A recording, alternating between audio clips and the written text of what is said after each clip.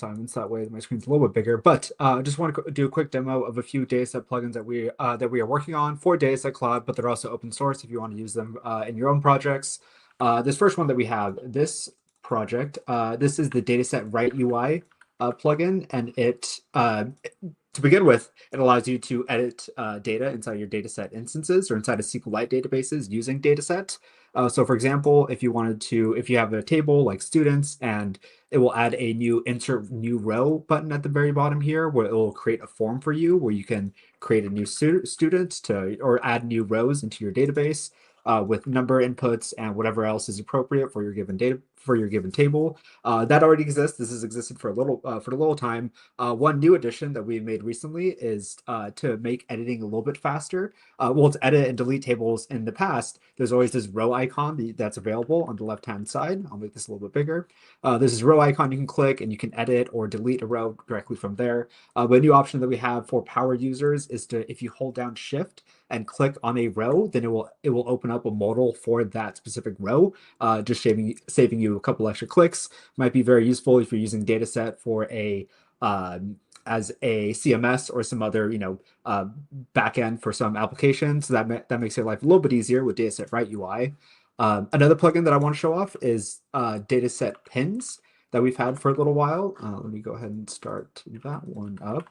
Datasette-pins, what it allows you to do is you are able to pin databases or tables to a dataset to the dataset homepage, right? So normally a dataset homepage, it just lists the databases that you have that are available in your dataset instance, as well as a few tables. But if you want to pin a certain data table, so for example, this is a SQLite database of congressional legislators that actually Derek works on. This is a open data project that we have that's available, that we have a SQLite database version of. But let's say, for example, you want to pin this specific table called offices. With this plugin, you have a new table action called pin.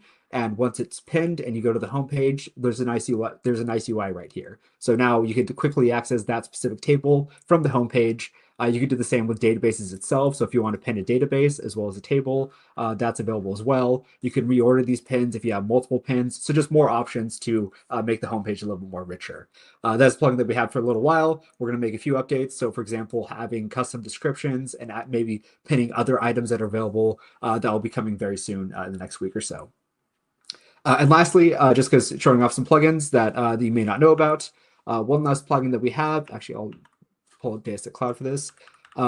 There is a dataset comments plugin. So for example, if you have a dataset if you're working on a dataset with a team where you want to, you're exploring a dataset, you want to mention a coworker on a specific row, or in general make comments on a table without actually editing it or without actually adding, a new comment column or something. There is Dataset Comments. It's a dataset plugin where it will allow you to write a new comment within the table UI.